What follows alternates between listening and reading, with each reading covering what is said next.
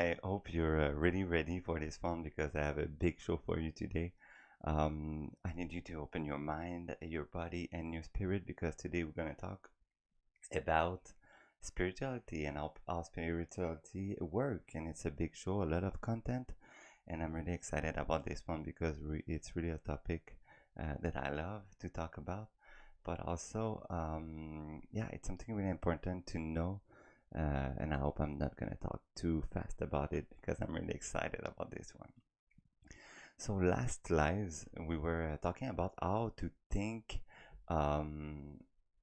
how to think by yourself actually, and then we were talking about how to act by yourself.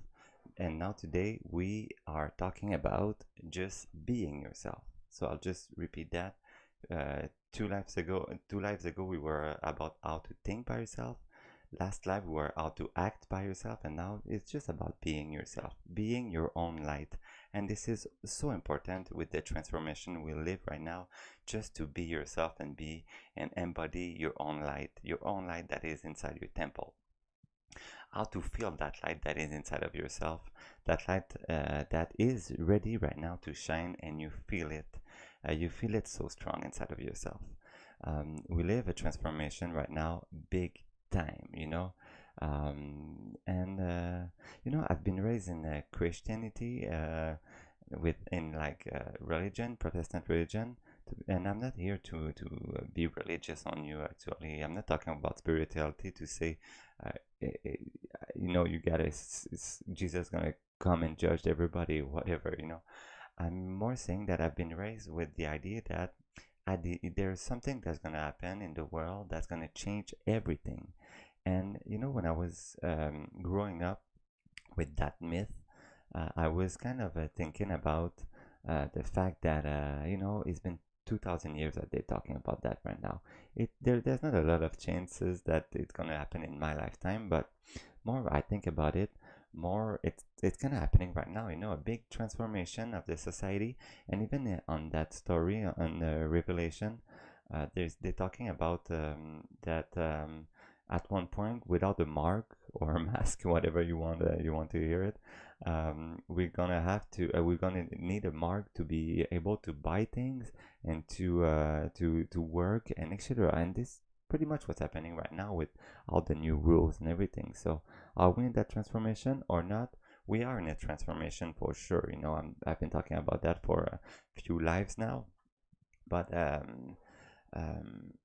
I read the law of one lately, and like we said last video, if we are in that transformation, it's all a matter of choice. You have the choice to be powerless or to be powerful, fast face that situation.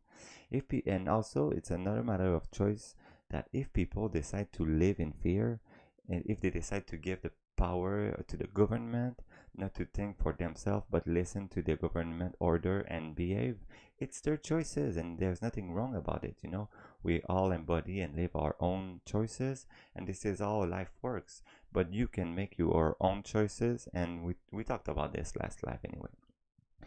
The bad thing is that, or the more complicated thing is that we think that our choices will that our choice the other people will think that our choices, by not wearing the mask or not like complying or whatever, we're gonna endanger the others, and we think that the others, they're gonna endanger ourselves because they're gonna make us criminal actually. So both way, the freedom of each other is kind of overlapping, and it's kind of scary in a way. But to embody your own light, you have to stand for your own choices. And we talked about this last show anyway. But you know what? We might live some hard time right now, or even in the future, and we might see some suffering. We might have to have some sacrifice to make.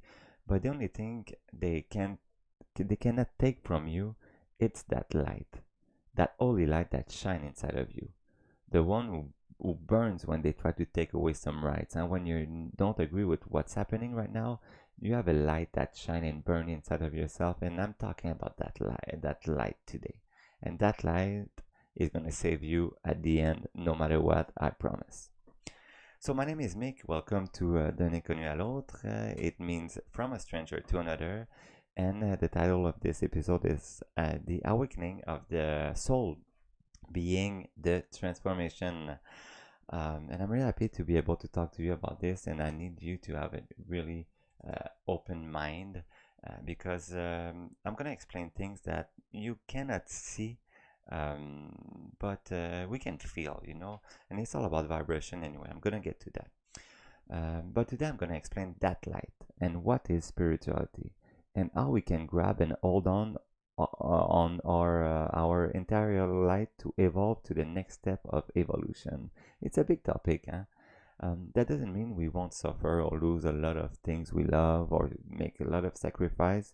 It might really be really bad actually, huh? If we follow the Bible or other books from other religions, it might not be that pink as a situation, but that light, when we really understand it, we can make peace with that and say, I'm gonna survive. That light's gonna survive because anyway, that light is eternal, and that light, that the evolution of myself, of my soul, is grows just in one direction, and we all going the same way anyway to become one because actually we already one.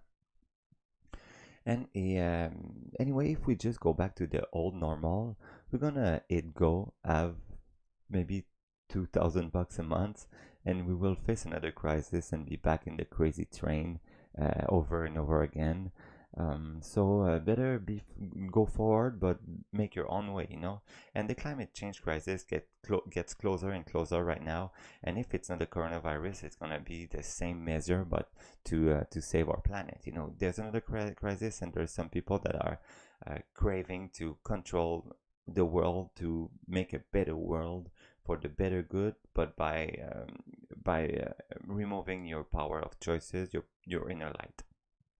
But at the end, this is the world. This is the world um, to sustain.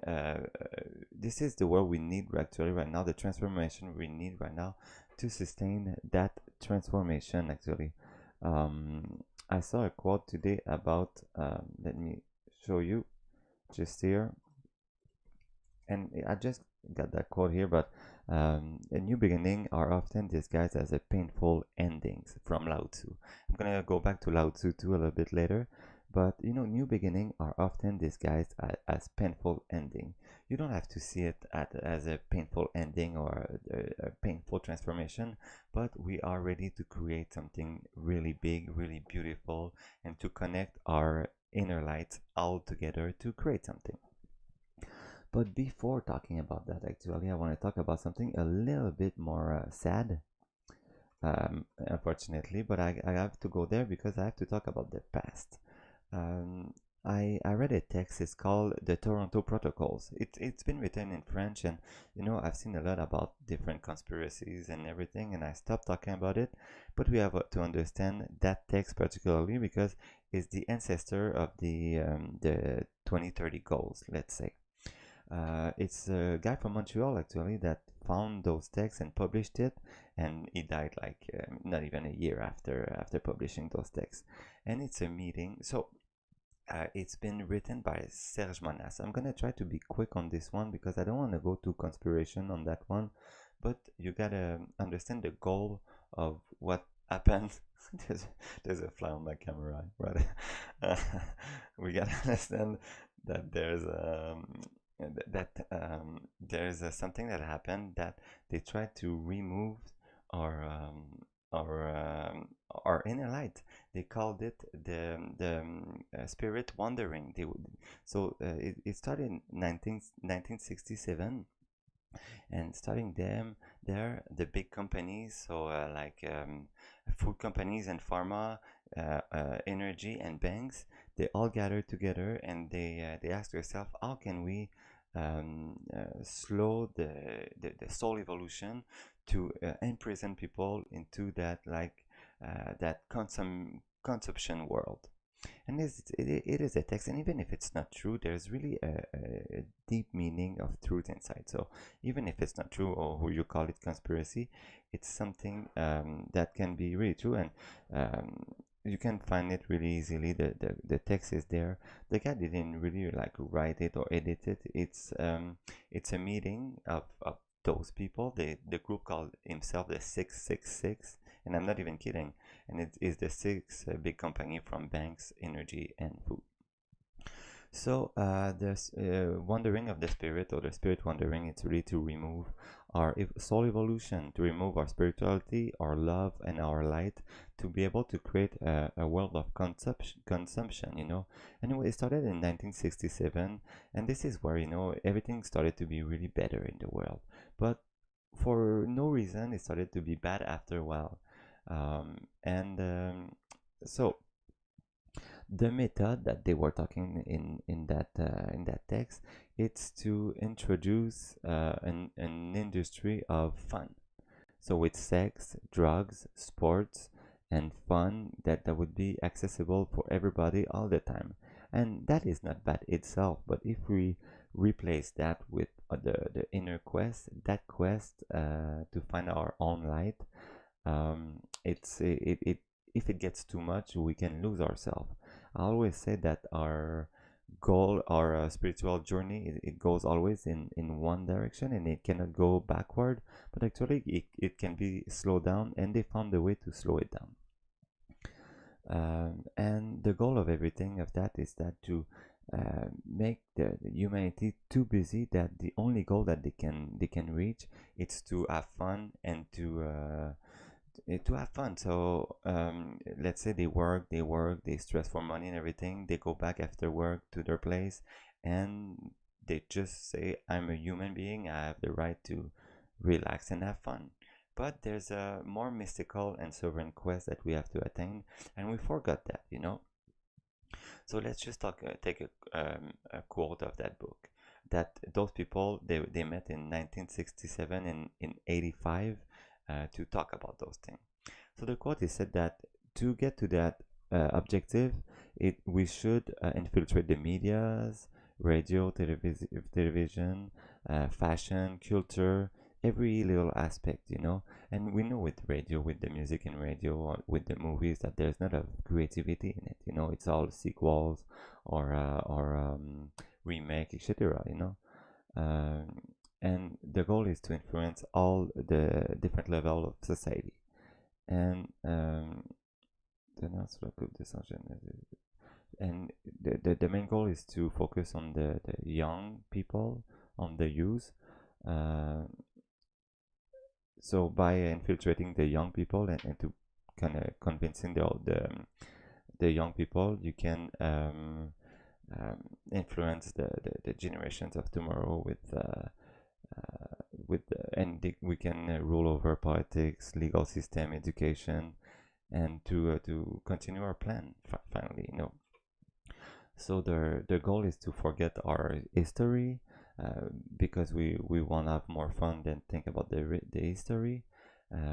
Is to destroy the society and to rebuild it in more socialist and globalist. Destroy the idea of family with the office of youth. You know, when the government can take has more right on your children that you have. The feminism when it's extreme, it can remove the motherhood from women to tell them they can work and everything, and it's not bad in itself, but extreme feminism can be bad for the family. Religious teaching, it gets you away from your soul, etc., etc. Like make more work and more credit for everybody to get them in that wheel of working. um, no more middle class, etc., etc. And after that, they goes in 1985 to talk about how they did their transformation and what they can do after that. You know, so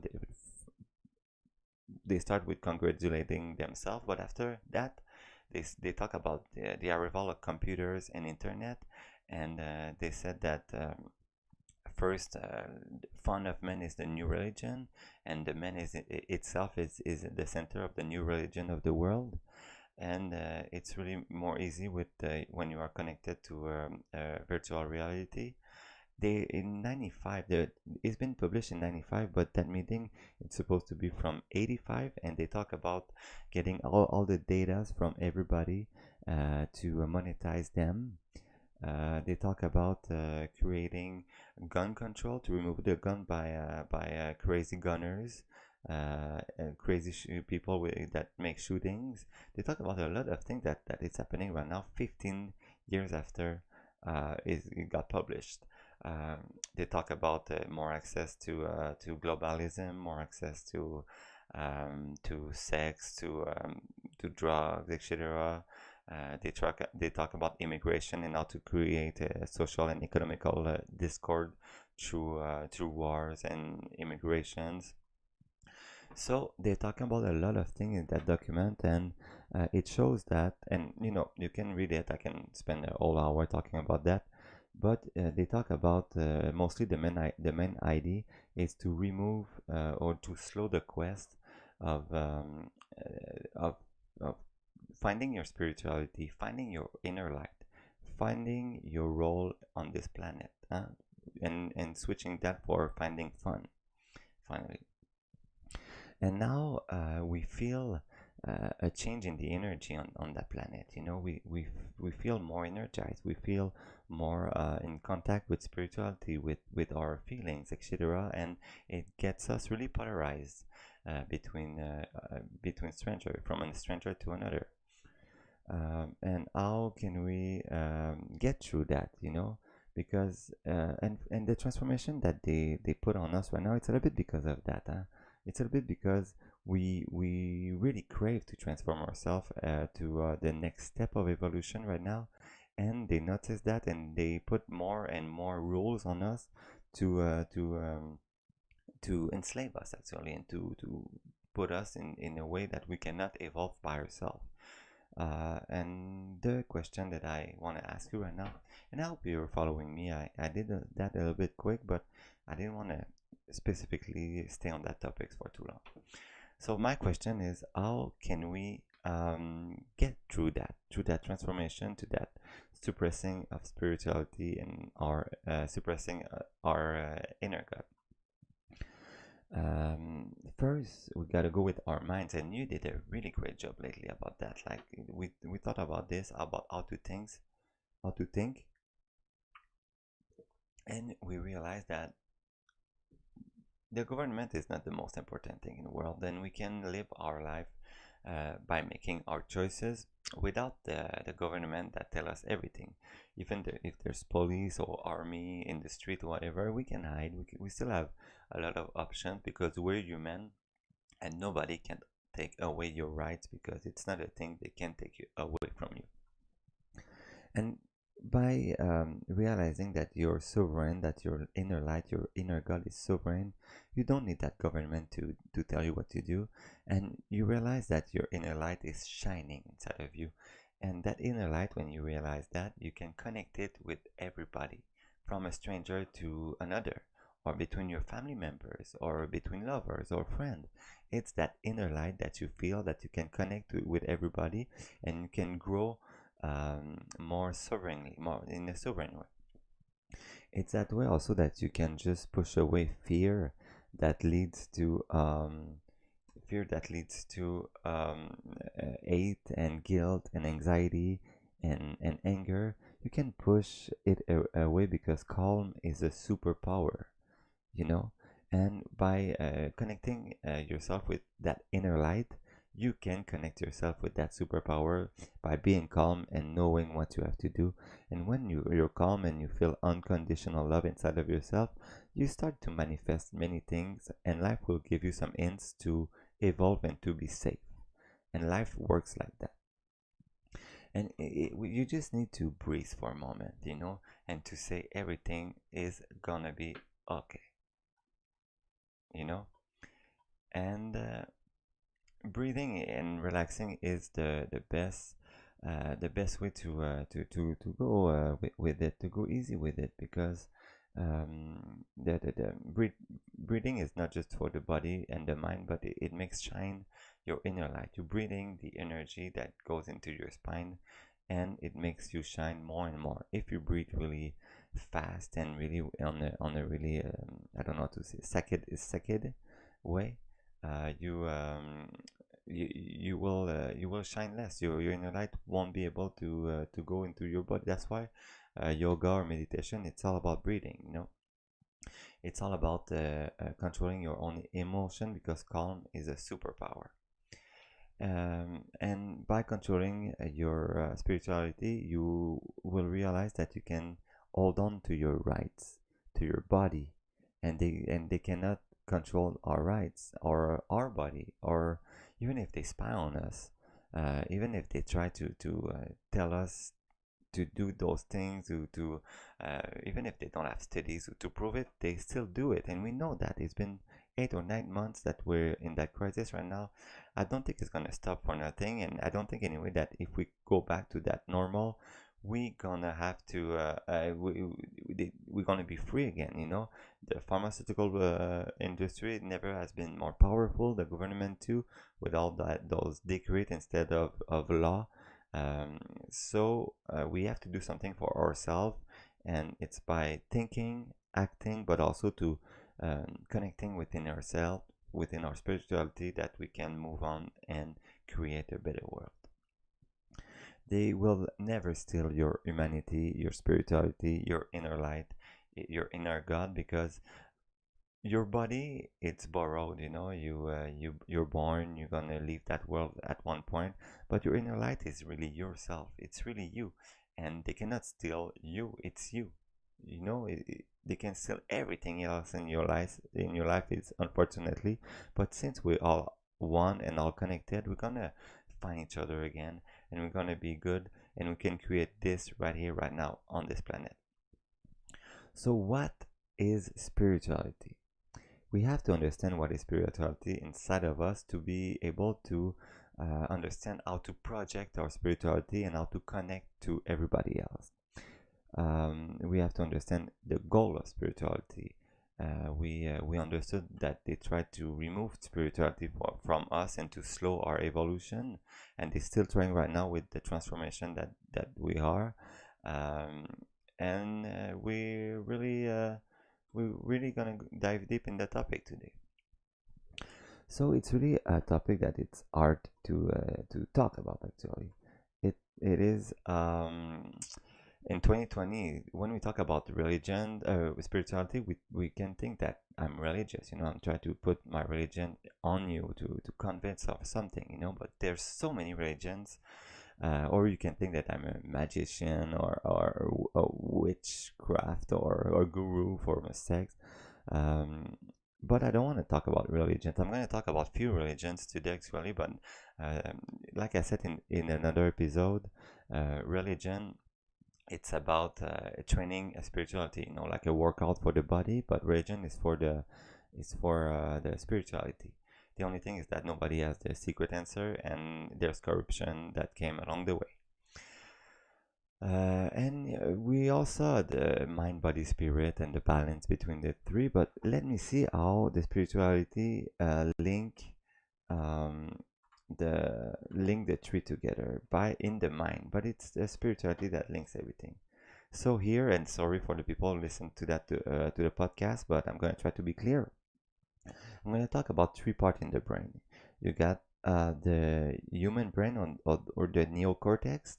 You have the mammal brain that is talking, and you have the reptilian brains. Human, animal, and reptilian. Human, mammal, and reptilian, actually.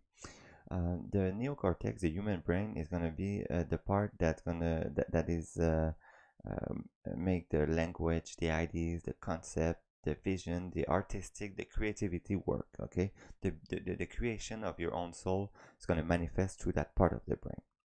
You got the mammal brain that's gonna okay, that is a little bit under the human brain. This one is gonna take care of your feelings and your emotion, and especially the good ones. You know, the one who makes you feel good. And if you see the small point in the middle here of the brain is the pineal gland. The pineal gland, it is first the door for our spirituality. It's connected to our third eye in front of our forehead. and it is literally the connection with our spirituality. That's what works with the DMT. The DMT, it's a drug, of course, a psychedelic, but we produce that hormone or that drug when we most of it when we are born and when we die. Like it's a door or gateway for our soul to control the brain, to take possession of the brain and leave the brain. And also the third eye in front of our forehead is it has some like the same nerves that we can find for our visions too. You know, it's the same uh, cells that works on the third eye than our eyes. Actually, that's why we call it a third eye, and they were calling it even before science discovered that. You know, how crazy. And there's another part of the brain that is really on the back of the neck and below. It's called the reptilian brain. And it takes care of instinct, dominance, survival, and also fear. Because when we started with fear, when we were like less evolved, fear was a way um, to save our life actually. Huh? You got it like when you see a rattlesnake in the middle of the wood, you're like, oh my god, I'm gonna die, I should do something. But actually with our day-to-day life right now, we it's really rare that we see death really close. You know, it happens once or twice in a life, a little bit more maybe, but that part of the brain needs to work, so it's gonna start to act a little bit crazy, and to bring you fear, anxiety, guilt, and all those bad feelings because it needs to be scared, you know.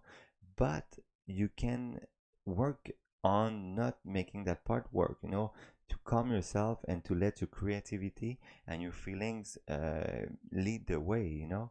It's possible. It is the goal actually. And if you think about the pineal gland too, in the middle of the brain, just here, the pineal gland, physically, it's the gland that secrete serotonin and melatonin.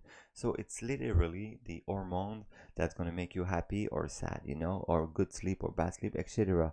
And when you're in a depression, for an example, it's those hormones that's going to be out of balance. So you see how the spirituality, the brain, and the body are linked here in a way that they're really entangled, you know.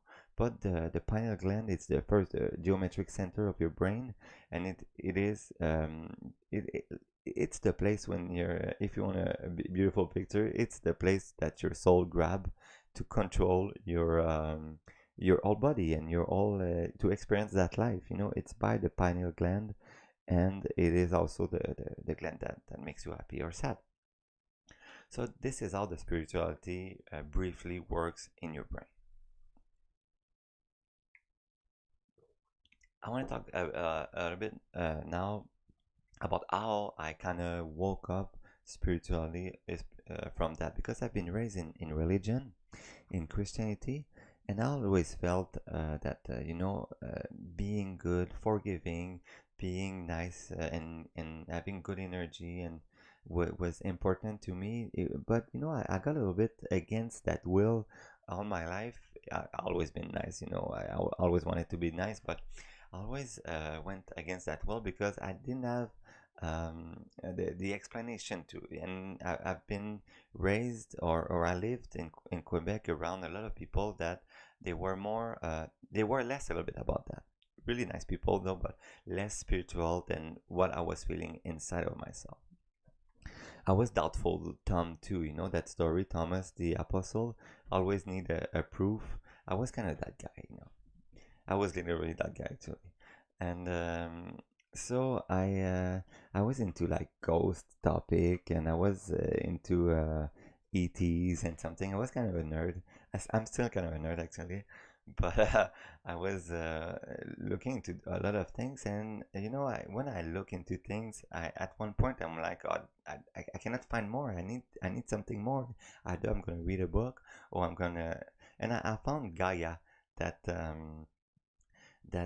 it's like a Netflix but for spirituality. It's really good. And there's a book from David Wilcock that changed my life forever. It's called Source Field, if you want to read it. And there's like 1,000 references about censored censored science that can maybe explain the existence of the soul and all the spirituality that never got explained before, you know. But all those science got censored and defunded. Why, you know?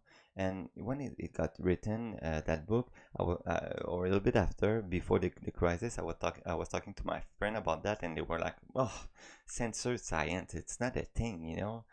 Nobody censors science. Science, it's science, you know." But right now with coronavirus, we can and the crisis and everything, we can see that maybe science can be censored, you know, and maybe more than we thought.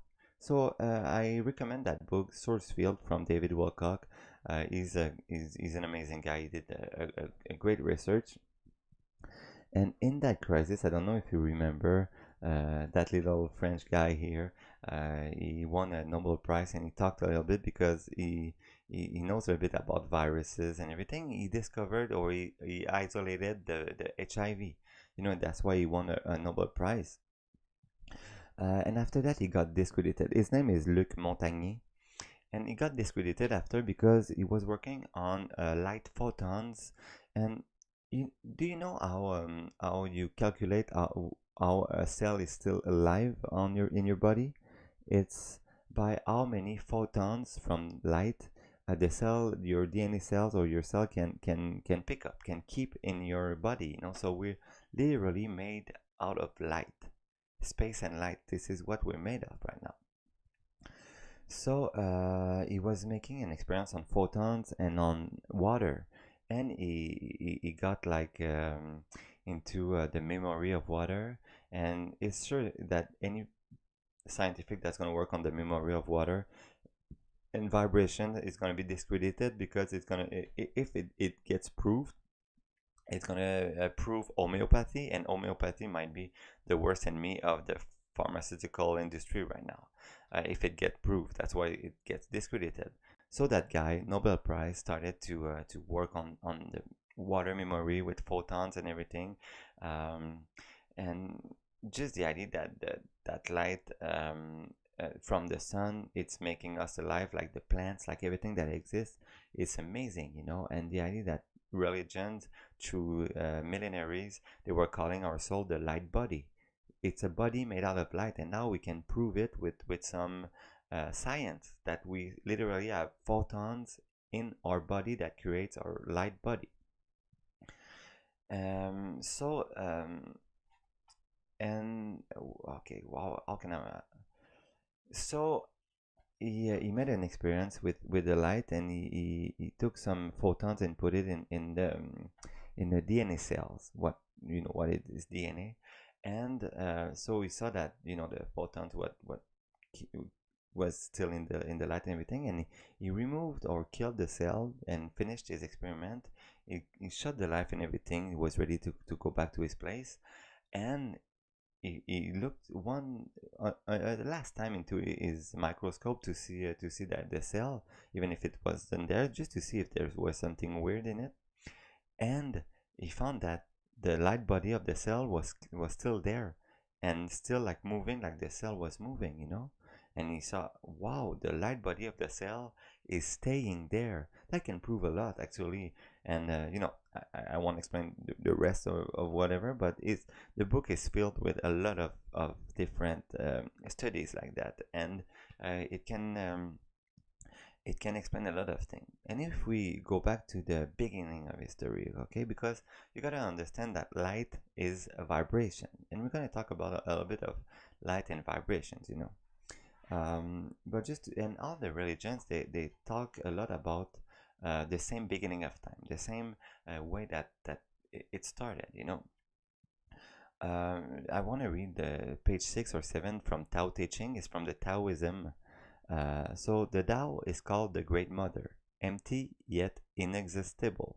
It gives birth to infinite worlds. It is always present within you. You can use it any way you want. The Tao is infinite, eternal. Why is it eternal? It was never born. Thus it can never die. Why is it infinite? It has no desires for itself. Thus it is present for all beings. The Master stays behind. That is why she is the ahead. She is detached from all things. That is why she is one with them. Because she has let go of herself, she is perfectly fulfilled. So that's the beginning of the Taoism. It said that it started from nothing. It started from nothing and it created itself. If we talk about um, the Abraham religion, so Christianism, Judaism, and Islam, you can see that quote here from Genesis. And God said, "Let there be light," and there was light. So I have a question for you. What was first? What happened first? Because even if we talk about the Big Bang, we talk about one photon that just exploded um, and make a lot of expansion. And even if we talk really like scientifically, we can think that we started from a little things that just exploded and created the whole universe. And so we, even physically, we are connected to each other with that little thing, with that little light that started. So what was the first thing? And God said, "Let there be light," and there was light. So the first thing in that sentence that I see in that quote is the first thing that happened in the world was vibrations, because light is vibrations. But even if when they say "and God said some words sound, it's some vibrations too. And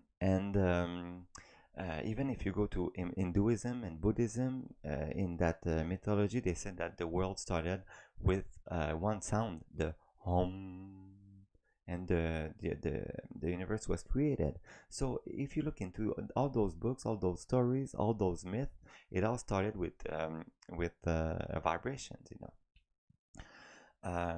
And even Einstein, that he was the father of the old science, let's say, because we're going to talk about quantum science in just a bit.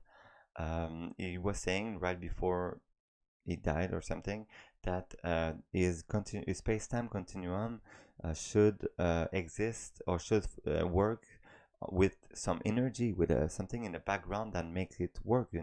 The space-time continuum is not the finite um, uh, level. There's something behind that make it work, and he called it ether. So even Einstein was saying, but he never got published for that, for sure. Even the word ether right now, ether is ether, sorry. It's a little bit controversy to talk about that. And so we should acknowledge that light, even if it started in the center of the universe, or with the Abraham religion, or Hinduism or Buddhism, or all what I just named, that light is from all those perspectives. It's inside of us and outside of us, as above, so below. Our world, inside of ourselves, is just a reflection of outside of yourself. And when we develop that, we can develop the strength of the universe, actually, the strongest thing in the world inside of us. And that's why we are God. That's why it's some light that it is inside of us, because the whole universe is literally inside of us, and that is beautiful. I want to talk a little bit about quantum physics before starting to talk about how we experience the how we experience all those vibrations and everything, because there's also science behind that. And here we are, the granddaddy of all quantum weirdness, the infamous double slit experiment. So that video is 5 To understand this experiment, we first need to see how particles... The video is 5 minutes. I'm gonna let you see it. I think the old time, because it really explains the new model of science. We have the old science with chemistry and physics and everything that is still good, but there's quantum physics that is explaining the unexplainable right now. And I want to show you. It's 5 minutes, but you're gonna understand how quantum physics right now, because it's taking over the old science, the old model, and it's explaining that finally maybe everything we see or we are, or it's all vibrations. So take a look. Or little balls of matter act. If we randomly shoot a small object, say a marble, at the screen, we see a pattern on the back wall where they went through the slit. Now, if we add a second slit, we would expect to see a second band duplicated to the right. Now, let's look at waves. The waves hit the slit and radiate out, striking the back wall with the most intensity directly in line with the slit. The line of brightness on the back screen shows that intensity.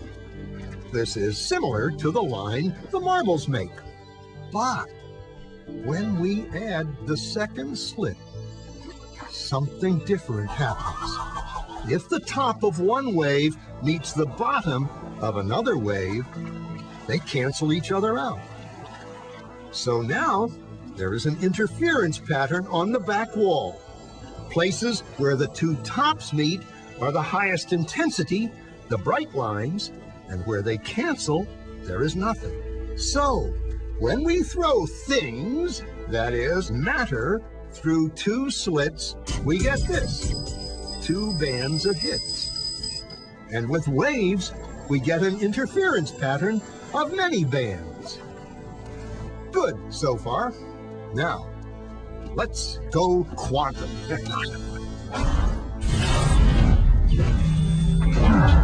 An electron is a tiny, tiny bit of matter, like a tiny marble. Let's fire a stream through one slit. It behaves just like the marble, a single band. So, if we shoot these tiny bits through two slits, we should get, like the marbles, two bands. What? An interference pattern. We fired electrons, tiny bits of matter through. But we get a pattern like waves, not like little marbles. How? How could pieces of matter create an interference pattern like a wave? It doesn't make sense. But physicists are clever. They thought, maybe those little balls are bouncing off each other and creating that pattern. So they decide to shoot electrons through one at a time. There is no way they could interfere with each other. But after an hour of this, the same interference pattern is seen to emerge. The conclusion is inescapable. The single electron leaves as a particle, becomes a wave of potentials, goes through both slits, and interferes with itself to hit the wall like a particle. But mathematically, it's even stranger. It goes through both slits and it goes through neither. And it goes through just one and it goes through just the other. All of these possibilities are in superposition with each other. But physicists were completely baffled by this. So they decided to peek and see which slit it actually goes through. They put a measuring device by one slit to see which one it went through and let it fly. But the quantum world is far more mysterious than they could have imagined. When they observed, the electron went back to behaving like a little marble. It produced a pattern of two bands, not an interference pattern of many. The very act of measuring or observing which slit it went through meant it only went through one, not both. The electron decided to act differently, as though it was aware it was being watched. And it was here that physicists stepped forever into the strange, never world of quantum events. What is matter? Marbles or waves? And waves of what? And what does an observer have to do with any of this? The observer collapsed the wave function simply by observing.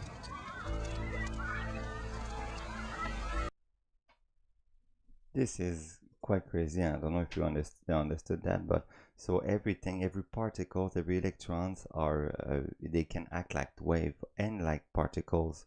That makes it really, really hard for us to measure things. But also, when there's an observer, camera or real observer, it acts like particles, like solid matter. But it can also act like it can also act like a wave too. So first, actually second, we can tell that maybe by observing or by thinking, we have control over how matters works, how matter acts. You know that just that is crazy. We are creating the matter behavior. This is crazy. But also, if everything is wave, that would say that it's like everything that you see around you, hear or smell or touch, it's all waves. But once you interact, once your soul is interacting with all those things, it your your senses, you throw your senses away like little receptors to get information that's gonna come back to your brain, and your brain's gonna see things as they are, see all the vibrations, all the information, a little bit like in the matrix with all the number that are falling from. It's like if your senses are grabbing those numbers, those 0 and 1, bringing it to your brain, and you can see the world as it is. This is completely crazy, and this is completely out of normal science, but it is a real science. It is really serious. It is one of the most beautiful and most complicated science in the world, and it's there, you know. So I hope you understand a little bit more why we can put make the link between science and we can make the link between science and spirituality right now. But this is how we transform life. You know, everything is vibration, and we throwing our five senses out there, and we bringing the information in our brain that can see the colors, that can hear sounds and everything. You know, and my question is, what is beyond our five senses? Is there vibrations that we cannot perceive with our five senses, huh? Um, that energy here, if you want to see it real quick, I'm gonna that's a picture here, even for the people in podcast, that it's all the different waves that we know actually right now, and that doesn't mean there's this is all the waves that exist, you know. But you see that little band in the middle that maybe it's like, I don't know, let's say 5% of the band, I don't know, something small like that. It's everything we see. So everything else, the infrared, the microwave, the radar, the radio, the gamma, the X-rays, it's all waves that we don't see. How many waves is out there that we don't see, that our senses cannot go get and bring it to our brain? It's a lot, you know. So we cannot know everything in life, and all those unexplainable things in the world. We can maybe know that it's in another plane of existence, or in another, it's still the same plane of existence, but another frequency that we cannot perceive right now, you know. And our goal, even our body is full of frequency, you know. Our body, and we can control the frequency of our body to evolve, and this is working on our spirituality actually. Another science, and I'm gonna go with that one first. Another science here, and you know it too, is our magnetic field. You know, the Earth has a magnetic field, and we have that magnetic field around us. And it's also another science that it's with other vibrations. You know, it's other vibration that is around us when we feel positivity, negativity, good vibes, bad vibes. We It's all took with our electromagnetic field around us. You know, it's like a torus that comes out and go back in our body and makes us, it's another sense finally, you know. And when we think that someone is too close, and he is in our bubble or something like that, is because you can calculate it. It's science. It's not something that I'm making up right now or whatever, you know. It is our magnetic field, and it is real. And our role actually with that process of transforming of that energy that comes inside of us and outside of us and inside of us again. It's to take that energy, and the energy is neither negative or positive itself. If you encounter negative or positive vibes, it's because it's already been transformed. But our role as human beings is to transform it as positive, as much positive, and to throw it back in the world. And if you don't do that, the karma will bring you another way to do it. This is the purpose of the human being on the planet, is to transform the energy to create positivity and make us help the humanity to evolve. And it's a beautiful one. That doesn't mean you have to get rid of all your purposes and everything, and your desires. It means you can take your passions and your desires and throw it away to everybody else, to create love and positivity, and you can be fulfilled by those passions and desires. You make one and you focus on how can I create positivity around me with what I like to do. And it is the purpose of life. If you just think about yourself and you try to just love yourself, the karma will bring you to another place. But if you throw that positivity away, you're gonna be in tune of your mission and in tune with what life wants you to do. How can you transform? And we talked a little bit about that on the last episode. The Dr. Masaru Emoto in Japan, that he did it's still with water memory, but he was talking about like he said good things and bad things to water and froze it, water from the same spot in the river or in the lake, I don't remember. And he froze it, and he realized that when you play good things or good deeds or good intentions, when you freeze it, the water makes beautiful crystals, symmetric crystal. And snowflakes are amazing when you look at them singularly. But when he was playing, I'm sorry for heavy metal fans, but heavy metal, or he was saying, "I will kill you" to the water, or "you fool," or before or after a Buddhist prayer, but not after, but before a Buddhist prayer, he was realizing that the water was really muddy. And this is a study that never got published. I have to tell it, that shows still that the energy that we throw makes a difference on everything that's around us. And we don't have to forget that we are 80% water human being. So it's gonna affect us for sure. It never got published because, like I said, it's gonna be a proof that homeopathy works, and the pharmaceutical industry will never want that to happen. But still, so when I say we feel good vibe and we can transform good vibe, and it's our purpose, we can. We really, really, really can. And it's beautiful like this. So I want to go to the next, level of the next explanation. Here, and it's an ancient knowledge here, really ancient knowledge about how the spirituality work. Reiki works with that. Tai Chi works with that. Qigong, of course. Yoga, also acupuncture. So if you believe a little bit in acupuncture, and acupuncture now is recognized as a true method. I have to talk about this because it's all the meridians. When they put needles in your body and everything, they hit some lines in your body, some meridians, and they've been doing that for millennia. And it depends where on the line they put those needles. It's gonna affect either an organ or another place in your body, because you have some specific lines in your body that are aligned with your organs. And it's all linked with all the chakras.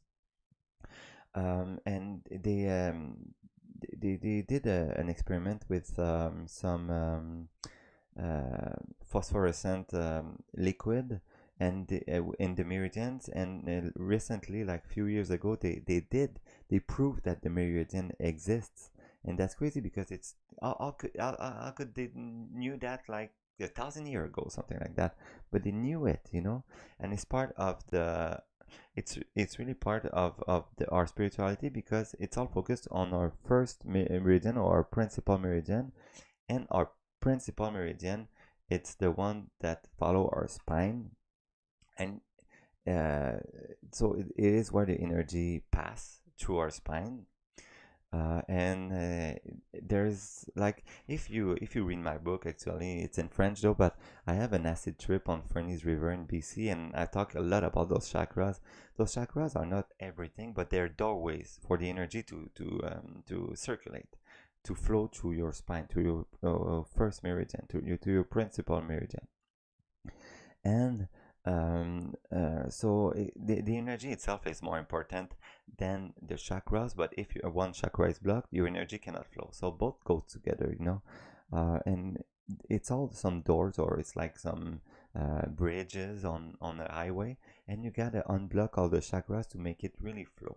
Okay, and I'm not saying activated all the chakras and being like Jesus and being perfect, but it's to unblock. So all chakras has a spiritual intention and a mental intention, and you gotta work on that intention to unblock the chakras. And even in yoga, they talk about this and everything. So I'm gonna read the chakras and their intentions, but it's really, really shallow. So I suggest for you to go get your own information on this one. So first chakra, the one is close to your tailbone. It's called the root chakra, and is for instinct, survival, and sense of security. It's also the chakra that linked all the four elements. The first step of evolution, what makes your energy. This one is pretty easy to work on, because it's the energy that starts from your surrounding, from the planet, that gets into you. Second chakra, it's close to the abdomen, a little bit close to the sex, I would say.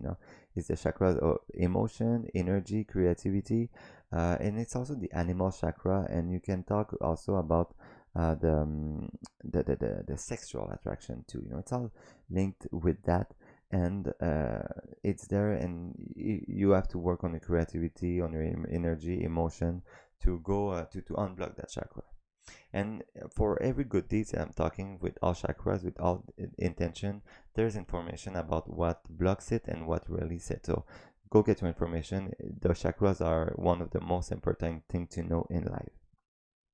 Third chakra is the yellow one, and they all have a color, a rainbow color actually. It's on the solar plexus, and is the chakra of power, control, freedom to be yourself. It's the one, it's the most important chakras to work on right now, because you have to open the door to the next one. And also, as a human being from the third density right now, our step of evolution, we are between the third and the fourth. And it's all the problems we encounter right now in our life, huh? Power, control, freedom to be yourself, power over others, power over yourself, whatever. It's what we experience right now. And the next step of evolution, or to open to your next chakra, it's the most simple one. It's the logo of my brand here. It's the heart chakra, the anahata, the green chakra, that stands only for love, balance, compassion, forgiveness, etc., etc. And it's to open your heart. And this is where I want to get you. Open your heart. That's why we open our mind, second chakra, our body, our mind, body, and mind, body, spirit, and our heart finally, because the next step of evolution is to open our heart. So fourth chakra, and you know where it is. It's on the heart. Five chakra is the blue one. It's the throat. It's symbolizing speech and self-expression. But I will go further, and I will say that it symbolizes also truth. So you have to tell the truth, of course, but the truth,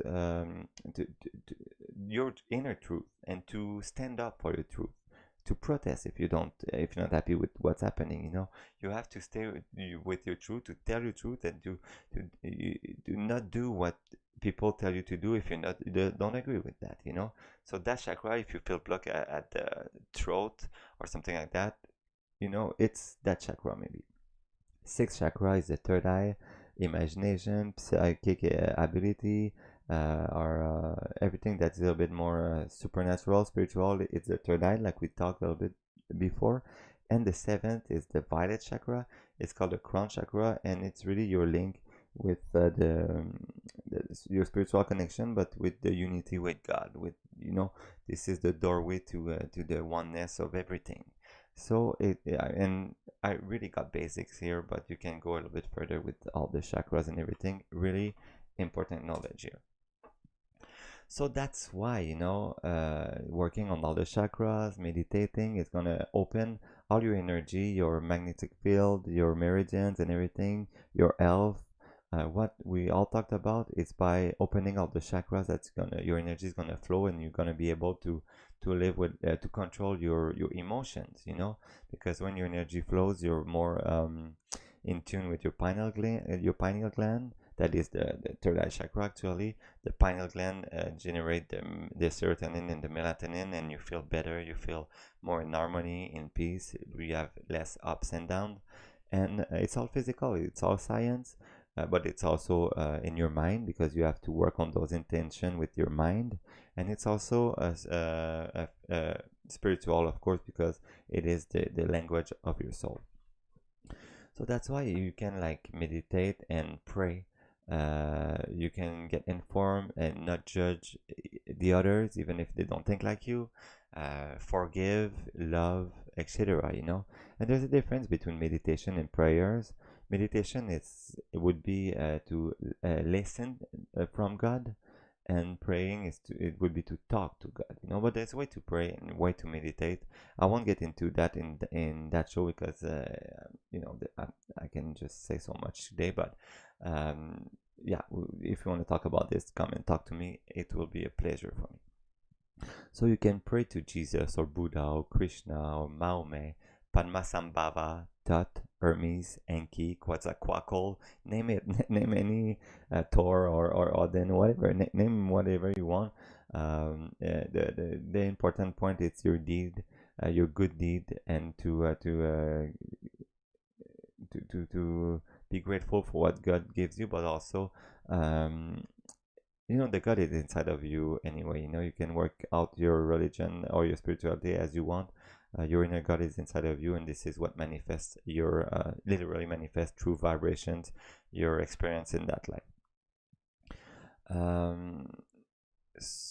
And I talked a bit about this, but I say that God exists because you can call it God or nature, or that is like random or chance or destiny or coincidences.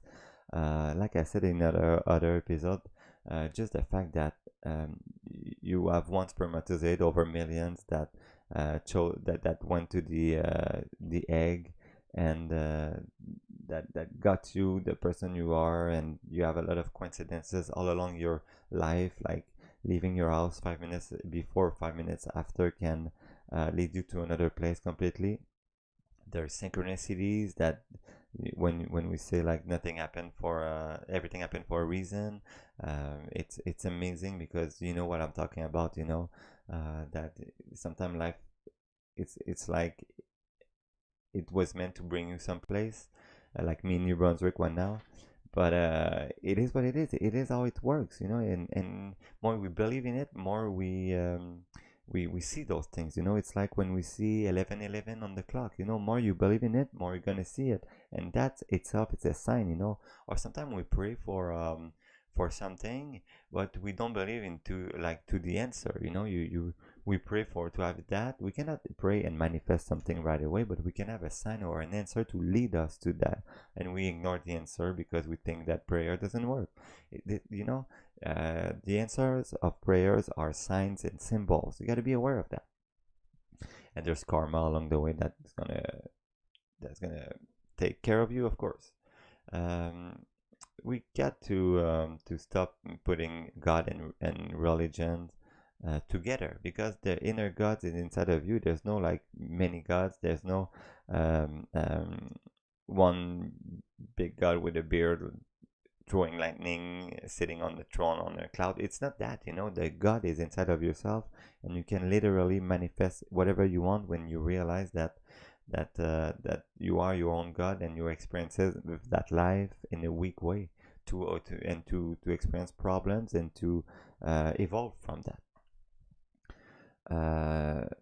and we all are divine in any way, and that's why we cannot judge everybody, because everybody is all divine. It's as divine as you. It's just that we all are on different paths. It's like if God decided to separate itself and to create 8 billions of personalities, all different personality, to know uh, every little different way to be on the planet, and we're all a little piece of a puzzle, and we have to unify to become God again. This is the plot of that video game we're living it, we're living in. And when we understand that, we can just let go, let go of everything that is stressful in life, let go of everything with the crisis, and stop believing in the government and say, I'm God. I can manifest whatever I want, literally, and I can trust life, because when I am in tune with high vibrations, when I put my electromagnetic field and my chakras into high vibrations, and I'm in contact with the real meaning of life, and life is going to bring me where I need to be. And that science is true. It's really true. So, what is the goal of spirituality? I know it's been like more than an hour than I talk, but I love that topic. I'm sorry. What is the goal of spirituality? From all religion, we've been learning about the like what is good, what is bad, the paradise or hell, good versus evil. But it's all inside of us, the good choice, the bad choice, the and we're living kind of the revelation right now with the like a really polarized society, when some people want to tread the other people, and they want to mark and remove the freedom and everything. But the real goal um, of of society is, or of spirituality, is the individual good against the common good. And what's happening right now in the world actually is like we mixed up both. We think that the people that are thinking for their own divinity, their own sovereignty, and the world, they are all God inside of themselves. They are just thinking for themselves, but actually they're doing that. We're doing that for the world, for a better world. And the people that are scared because they think that people can endanger them with some diseases or something, they think they're doing that for the world, but actually they're doing that out of fear to protect themselves. But in the medias and everything, we just exchanged both, you know it is what it is. When you and you want to be safe, you want to be not in danger, because you want to continue to have your life and continue to eat really easily, and to have a luxurious life, and you don't need some sovereignty or some goal of the evolution. You don't want to focus on the evolution of human, not because you don't want it, but you're not even aware of the evolution of the soul. So you think that we're human being is there to be born, have fun, and die, and this is not the purpose. And that's a little bit, I don't want to be bad, but when you don't know better, it's a little bit like thinking about yourself. For the people who are fighting right now for the rights of the people, it's because they want freedom for everybody, freedom for the whole planet. They're fighting for the good of everybody. And even if you don't agree on one side or the other, we can see both perspectives anyway. The individual good is really like security. We don't need to open ourselves. We don't need to go out of our comfort zone. We just have to continue our little life. We obey to the government. We wear our mask, and we continue to eat and have fun and die. But the common goal is more logical. It's more about, okay, let's evolve, stop being controlled, and share with everybody, and create a better world where we're free to have our decisions. And when we are smart enough to take the good decisions with all the information we have, and to get out of that money control system, and to just be happy with loving each other, uh, and to share the information, and to love and to connect with each other. This is the spiritual quest, actually. Becoming a better person, because it makes us feel good, and it makes everybody around us feel good. So it makes the whole planet, the whole energy of the planet. We take that positive vibe and we throw it to everybody else. And we cannot do that without rights. without the right to live, to breathe, to get out of our house, to you know.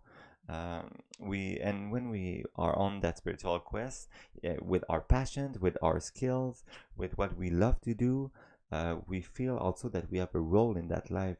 The why am I on this planet? And this is a question that even if we don't believe it's real, we all ask that question once in our life. Why am I on this planet? You know, and we feel we have a role. When we say, okay, I have that passion and that skill, that talent, I'm gonna do it for me and everybody else in the world, and I'm gonna transform the negativity into positivity. And you feel you have a duty, and you feel that you're on the right path, and it is beautiful, you know. And we feel strong, and we feel that we need to open that to everybody else, and this is how you open your heart and you connect with everybody, you know. You can, you know, believe in the karma or reincarnation. This is what I believe, but I don't push it to everybody. There's science also about it, but I'm not gonna talk about it right now. You can believe with hell or paradise, other dimensions or whatever. It says above, so below. Huh? It.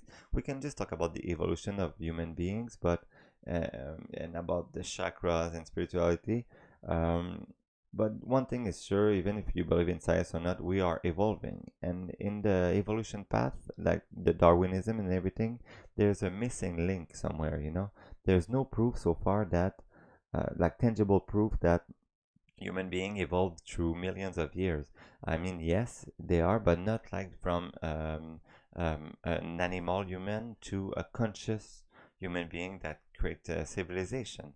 There's a gap here. That's why we call it a missing link. That it's like it happens like in a blink, you know, a blink timeline. You know, it's like, oh, okay, we're smart now. We're conscious now, and maybe the next step of evolution, it's gonna be that too, but with our heart, you know. Maybe this is the transformation we're living now, and this is what I'm gonna talk about on my next video, because we're really, really close to a big awakening. We're doing it right now.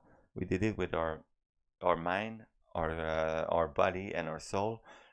We're doing it with our soul too right now, and this is how we're gonna open our heart with the next step of evolution, the green chakras, and the green and energy, the love chakras. And like I said, with the chakra that I showed you here, the goal is not to activate all the chakras and be perfect in all intentions, you know. In the Bhagavad Gita, just here, I guess, somewhere, they say more that playing with our chakras is more like playing a musical instrument, you know, with different notes and making harmonies with different intentions on our chakras. And the center of it is the soul, is the art and the love. And this is where we're heading right now with the next transformation. And if you believe in reincarnation, you know, it's like a cycle. It's not a karma and reincarnation is not to punish you, it's to make you learn how to evolve better for that evolution that we are living right now, right here, right now in 2020 to 2030 maybe. But we have lessons to, that's why we feel that our biggest lessons are now, right here, right now. And everybody that surround us are kind of living some struggle about some things they have inside of themselves, that they're not settled completely. Is because the energy of the planet, of the solar system right now, is entering a new phase in the galaxy, and the energy, the photons and the spiritual energy that we receive, the cosmic energy, is changing and pushing the karma and pushing us to work on those things to scientifically and physically make us evolve. It is right here, right now, and the answer of that evolution is love and connecting with each other. It's becoming a new and a better person, and to taking care of ourselves with ourselves, to have enough integrity to be willing to create a new society, you know. And this is where the spiritual quest become the only sovereign quest of the human being, you know. Because when you on that path, every other quest or desires you have can be in tune with that one. You can you can wish to be the greatest singer in the world. If you want to do it for the others, to show a message, to share emotions with them, to share love, You can put those two quests together, and it's still gonna be a spiritual quest, but with your skills and talents, you know. And all it's like all the roads leads to Rome, you know. All the quests bring you to that special quest that has been erased for 50 or 60 years right now, but we're remembering it, the wandering of the soul, why our soul is going just one way, you know. And we can integrate the spirituality in everything you make, and thinking about your chakras when you make everything, you know. You have something, you feel control for one thing, you can think about your third chakras, and even meditating and breathing with, because when you meditate you can focus on every chakras and breathe with that chakras. 5 minutes, 10 minutes a days with your pineal glands, with every chakras, or just one in special, and you can do it, you know. It's been 50 years right now that we're losing that spirituality, that those teachings that are forbidden and forgotten, unfortunately. The meaning of life, and I will repeat it, is live and learn. We have to appreciate and be grateful for everything we have in that life, because the planet is beautiful, love is beautiful, light is beautiful. I love everybody, and I feel so great and so grateful to be able to experience bad and good things here, because the bad things make me learn, and we are here to live and learn. And we learn a lot of things in our life. We learn even more right now than before. And the lessons we have to learn right now, it's all about forgiveness and acceptance from us and for the others, and we will do it. I have another video on that, just on forgiveness and acceptance, because it is the lessons of life. All the lessons is about forgiveness and acceptance. And this is the beautiful, if you want to grow, if you want to pass the last exams for that awakening, the real awakening, the next missing link, it is about forgiveness and acceptance. It's really time to take back that knowledge that we lost, you know, that soul quest, because they can take us everything, they will never take away that light inside of you. And if you know that, you're stronger than everybody else, because you're just one with everybody else, with the whole universe. So it's that light that shine inside of yourself, and that light that show you the way to your awakening, to your illumination, that light that can show you how to open your heart, to that will show you the next step of the next missing link, love, love itself.